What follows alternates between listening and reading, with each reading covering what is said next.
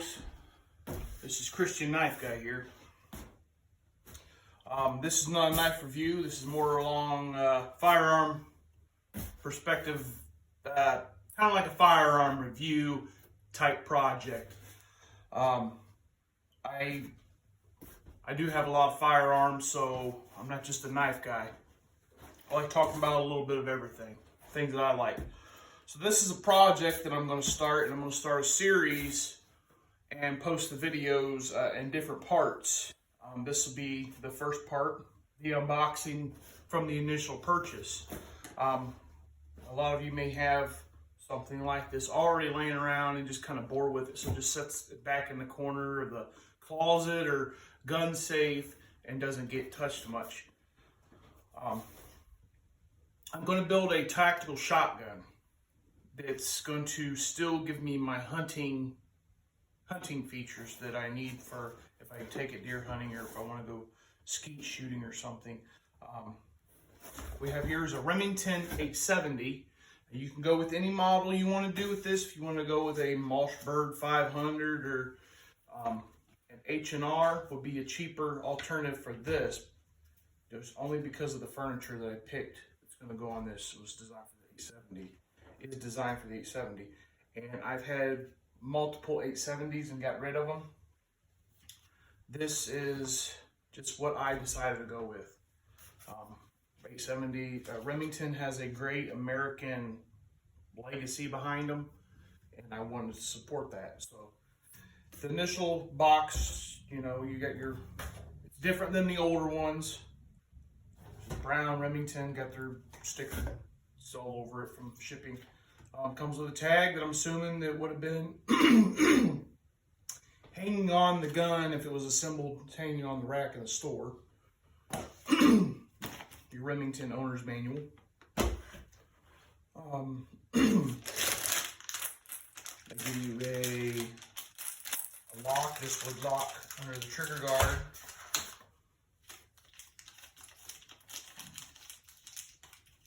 This is the I had already opened this before. That's why I said this is the choke tube wrench that went inside the plastic bag, and then you got the green plunger that will go down into your magazine tube for your shell restrictions for when you're hunting. You're only allowed to, here in Ohio, where I live, when you go hunting, you're only allowed 2 in the magazine tube. So 3 total, 1 in a chamber, 2 in the magazine tube. If they could put another shell in the magazine tube, you get fined. So we have to install that, which takes up about 2 shells right there. So pull the receiver part out. It's kind of sitting there, some styrofoam. I'll check to make sure it's unloaded because it is a new gun, so we know it's unloaded. We'll unscrew that portion. I also got a blanket laid out on the table under the box so I don't scratch the table up. Pull the barrel out. Got a little rubbery band tag on there. We'll take that off. Put all this stuff back in here. We don't need this stuff. That's what comes in it. Standard stuff that comes in most of your guns. You're going to get a lock and paperwork. They don't give you hardly anything else. So put a barrel on.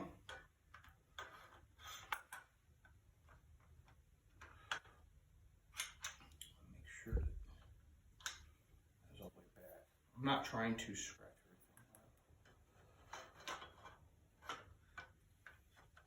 Sometimes.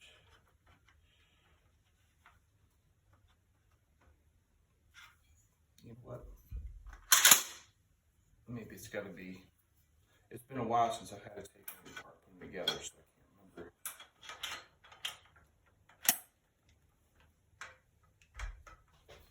Exactly. Like this. There we go. That's in all the way. Then we'll tighten our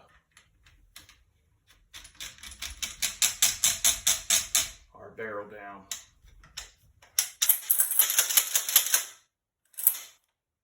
Okay, this is just a standard 870 Express Magnum. The Express Magnum, you'll notice it on the barrel over here. It'll tell you. Where did it say that? I know it said it when I got it. Super Mag, sorry. Magnum. Super Mag, meaning you'll take a 2 3/4, which is common, and a 3-inch, which is common, but this also takes the 3.5-inch. Not that that even matters at all for what I'm doing with this.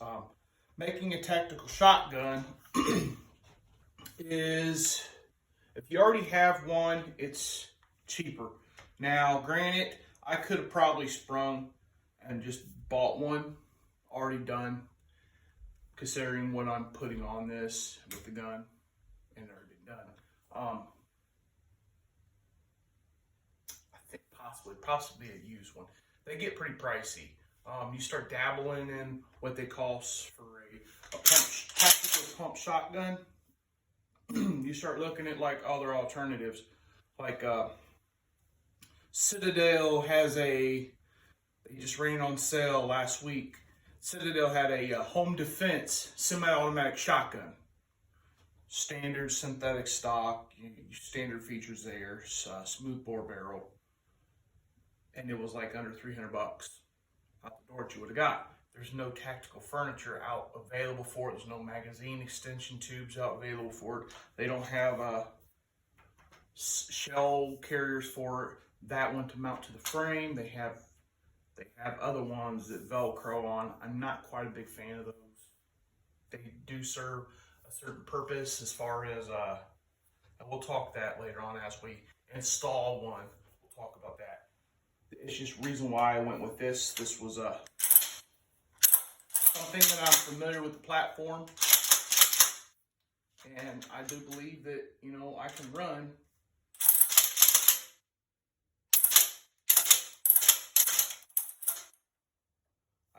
this pretty fast. So the first thing we're going to do with the project, and a lot of you guys are going to be like, why don't you just buy a barrel? This is a budget.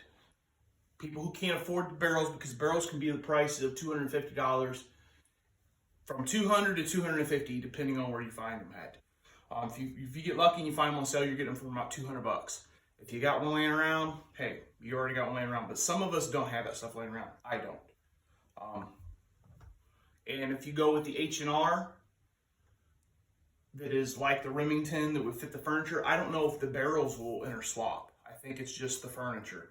So if you have an H&R that's like this, you're not going to be able to find a slug barrel for it, unless you have one that already came with that. So therefore, if you want to do it, you're going to have to cut it down. Now, there's lots of videos out on how to cut a barrel down. This is not being threaded is going to be a lot easier because it's just smooth bore. Relatively, this is just full choke.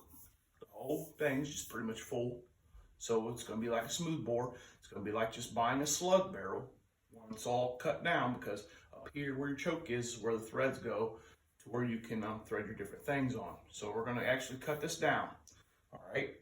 And I'm going to get a tape measure and show you where you'll cut. I should have had that out. I'm sorry.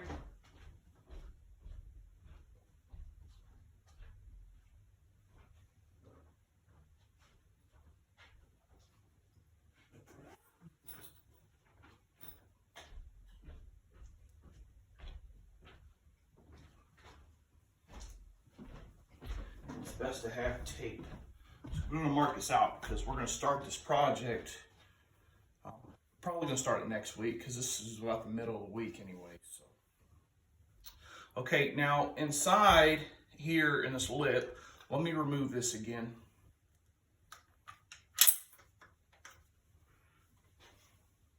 You're going to find a lot of videos on YouTube and all different ways. And I did my research to find out which one works best for me and how I want it, all right? Now there's a lip inside here where you measure from, and it's really just a fraction. And you're not gonna be able to see, so we're gonna have to come over here in front of the camera.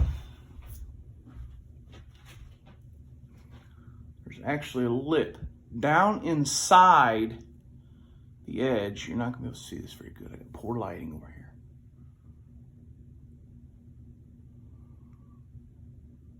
It's where the bolt faces the barrel, where the bolt goes in, because the bolt actually goes inside this whole chamber, and there's a lip that's inside. You got this flat part right here. Then there's actually, it kind of curves in, okay? That curve where it goes in, that flat part inside there, you'll know when you look at your barrel. I can't really show a whole lot in this camera. I'm doing this by myself. I don't have nobody hold the camera for me to zoom in. So that flat part is where you would measure from, okay? When you're cutting, when you're gonna cut a barrel. So a lot of you are like, oh, you know, you can't cut a barrel down anyways. Because, well, no, you can cut a barrel down, but you gotta stay in within regulations. Then you cut the barrel down and cut at an angle, get some drill holes at the top and port it yourself. You know, whatever you want to do. As long as the length is within spec per the ATF. And ATF is pretty dumb when it comes to certain restrictions, but it is us as law-abiding citizens if we want to keep our firearms to stay within regulation. I'm not a gunsmith, but I do have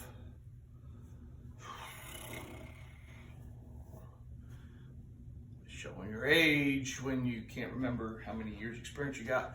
I'm going to say well over 15, 16 years of experience messing with firearms, being around firearms, handling firearms. As far as working on them, doing things, tapping them, caulking things, installing stuff, I got well over 10 years of experience of doing that stuff. At the initial thing, you don't want to like start hacking stuff. If you know, you're gonna screw something up and then you're gonna be crap. And you're gonna have to buy something new. So now that that's back on there, that's not the point where I'm measuring from. Okay? I'm not measuring from where the bolt goes in, okay? To allow myself some safety there. And I actually want my barrel length longer.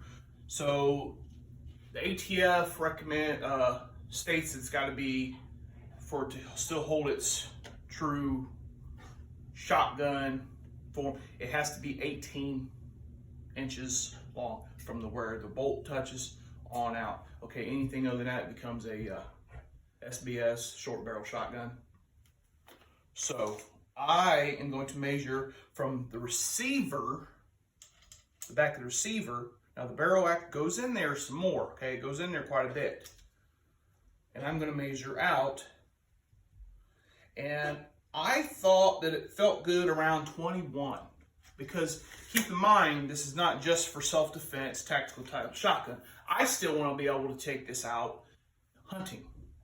Shooting deer, I still want some length on there for shooting skeet. You know, I don't shoot professionally skeet. Usually it's just me and my brother-in-laws, we got to shoot them. The clay skeets and stuff. So I still need some length on my barrel, okay? Now, before I mark this, I have a magazine tube that's coming. I don't want the barrel to stick out a lot. I still want that tactical look. So I want to kind of keep it within an inch or inch and a half to 2 inches. I'll say within an inch to 2 inches. It can be longer. So when that's done, I'm going to measure, but this is where I'm measuring from. I'm measuring from the receiver, and I'll measure it out, okay? I'm thinking that it's going to be like around 21 is a good length. 20, maybe 20 and a half. 20 and a half inches, which from the receiver is going to get me good, because even if I went from the receiver to 18, it's going to cut quite a bit off, and I'm still going to be within regulation at the 18 mark because it still goes inside some. So I'm going to be over the 18, but I think I'm going to do like maybe a 20 and a half. So I'm definitely going to be safe. And it's better to allow yourself that little bit right there, just in case, because when you cut this, and we're going to show the beginning steps on the cutting, but I'm not going to show the whole spew because it takes a while. You'll have to clean that up. You'll have to file, you'll have to sand, smooth to clean up your cut. And by doing that, you will be removing some material. So if you cut at 18 and have to file back some to clean it up and stuff, you're going to put yourself under the 18. And if you got too much, because some goes in there, but there's quite a bit, but there's not quite a bit. that goes in there, you're going to put yourself right at that category, like just under, and you could get fined, or it's best to go over. It's best to cut at 19 and clean it up to file back close to that 18 mark. If you're doing the receiver, then you're still good. If you're just above the 18 mark, because they count from the receiver from where it goes in, or the bolt where it goes in, and that lip, not from the out part of the receiver.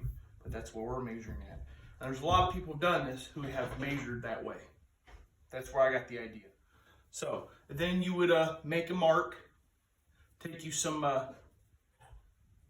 tape, and you would wrap around that mark to keep it faced. You want to tape facing the back, okay? Because the tape kind of protects some chips and stuff, so you're not worried about what's going on this side of the barrel, because this side of the barrel is what's scrap, is what's trash. Now I'll remove the plug and stuff and set that aside, because there may be somebody who wants it. So maybe we'll do a giveaway on the channel, and that could be one of the giveaways. So you'll want to tape on this side of the mark, and then you'll cut off. And we'll do that in one of our videos. So we're gonna go ahead and actually get this prepped in the next video. So video 2, we will have this marked and set up and ready to cut. Okay. So thanks for watching, and stick around for every part. I'm gonna try to roll part 1, part 2 out about the same time, because this right here was just the initial showing you the gun, telling you about some things, and showing you some things. So stick around for part 2 where we start the barrel. Thank you.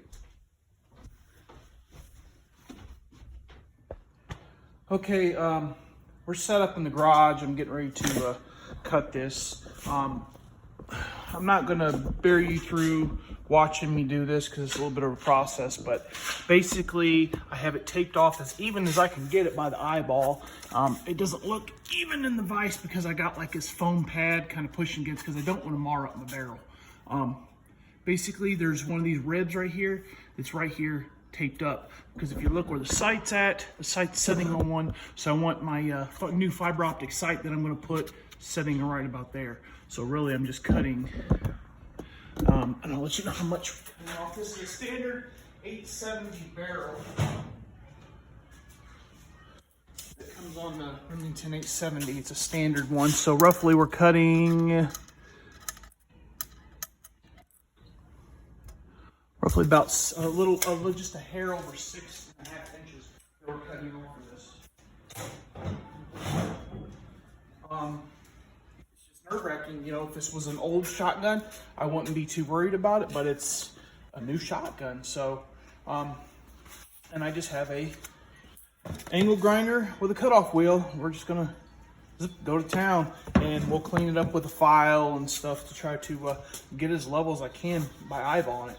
So I'm not going to bear you with watching me do this.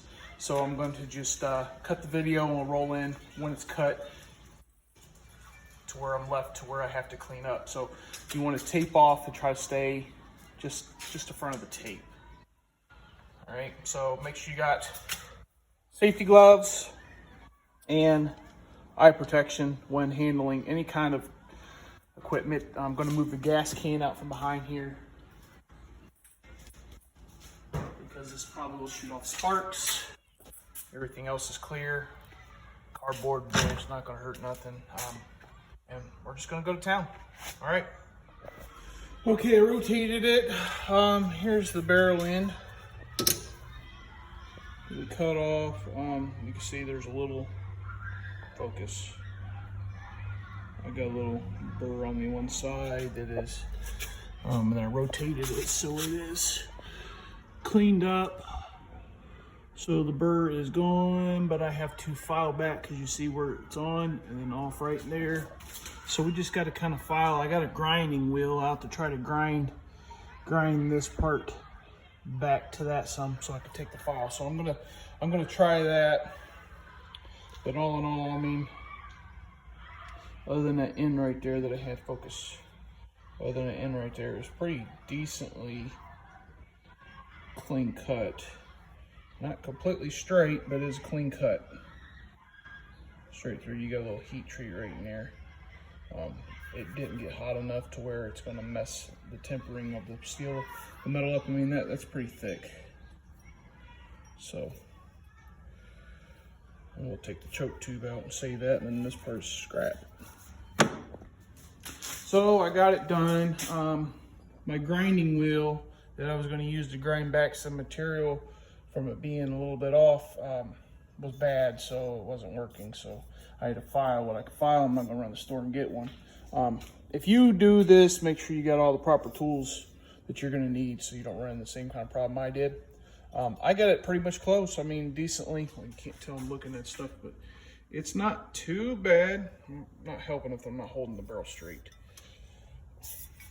So this is the right angle. Not on this right here. See, it's not too bad. The bottom portion right here, it's out just a little bit. But other than that, it was pretty clean cut. The top portion, I got the burrs around the edge. On the outside, all the way around. I actually went too far with the file right there. And right there. I smoothed it out with some 80 grit, and I wanted to go over with, like, you know, you can work yourself down, but it's smooth to the touch. There's no burrs on the inside. I got the burrs off the inside out. Now you will have to clean your barrel. See that? It's just stuff that needs cleaned. Come fingernail. There's even shavings down there. So you'll need to thoroughly clean your barrel afterwards for you to slap it on there. But I would say all in all, that's not bad. See all the gunk in there now? So I'm gonna need to clean that barrel. I'm not worried about that little bit sticking out over there. You're not gonna know from far away unless you close up and inspect it. And look, just that little bit right in here at the bottom. Just that little bit. I could have kept filing, but it was taking a while and I was trying to do this. If I had a grinder, I was gonna grind it back more. But I was just trying to get, I wasn't trying to get right close. I wanted to keep it even with that, see what I mean? And I have the other piece right here. See how that one was? Cut the barrel, and that's what I was trying to do. I wanted to keep that support right there for my fiber optic. It's gonna go right there. So we go from having a choke tube barrel to a smooth bore barrel at zero cost. Like I said, if you already have one, you're good to go. This portion's already done, but this is a budget tactical Remington 870 build. And I'm gonna justify budget. Budget is if you didn't have to go out and buy one. I bought one for this, but I kept the barrel at a length where I can also hunt with it. That's probably around the size of a slug barrel anyways when you buy one to go hunting with. So we're good. We're good to go. I'm gonna double check with the tape measure to make sure I am within legal limits after doing some filing, but I'm pretty sure I'm good. So we're gonna double check. All right.